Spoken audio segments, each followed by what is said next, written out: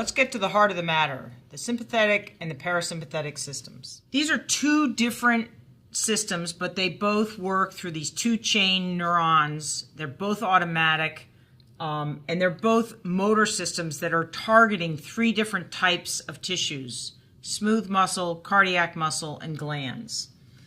And in general, the sympathetic system is called the fight or flight system.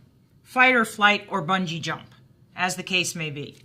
The parasympathetic system is the rest and digest, sleep, recuperate from injury, all that kind of thing. And so they're working in opposition. They're working to produce different functional ends. The thoracic cord, the sympathetic system comes entirely from neurons in the thoracic cord.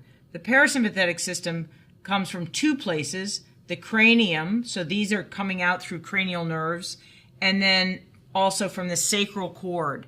And so because of that, this is often called the craniosacral system. The parasympathetics are the craniosacral system.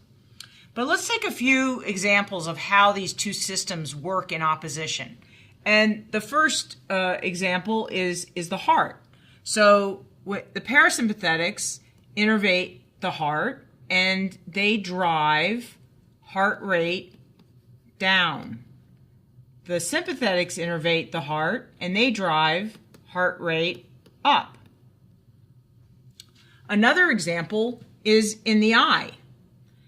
The parasympathetics come out of the cranium to innervate the eye, and they make the pupil small, and the sympathetics come out and they make the pupil big. So they're working in opposition. There are also certain places where they don't as much work in opposition. They do different things. So the sacral cord is innervating three tissues. It's innervating the bladder, the colon, and the sexual organs. And the thoracic cord innervates those too, but they do different things. For instance, sacral cord, the parasympathetics are critical to sexual arousal, whereas the sympathetics are critical to sexual climax. You can also see that there's a topography. So up here, the stuff up here is going to go towards the head. The stuff down here is going to go towards the tail. Now, the final point that I want to make here is that the sympathetics they have a few special places that only they innervate. And we're going to name, I think, 3 of them. So one is sweat glands. Sweat glands are turned on by the sympathetic system, and there's no turning them off, for instance, by the parasympathetic. Parasympathetics have nothing to do with the sweat glands. So they're turned on by the sympathetics. Pilo Erection is actually a 4th one, Pilo Erection. We saw Tula very pilo erected as she was about to go try and hunt something. That's coming from the sympathetics. Another one is the cutaneous, meaning skin, cutaneous blood vessels. Now that sounds really obscure, but the point of the cutaneous blood vessels is whether they are constricted or dilated, and the parasympathetics have nothing to do with that. The sympathetics completely control that.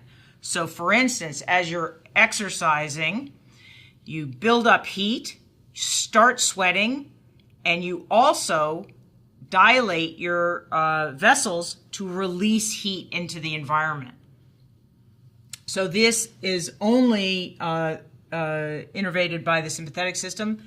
Another consequence of whether there is more or less blood going to the skin is whether your blood pressure is going to go up or down. So if you send a lot of blood into your skin, blood pressure will go down because it's filling a larger volume.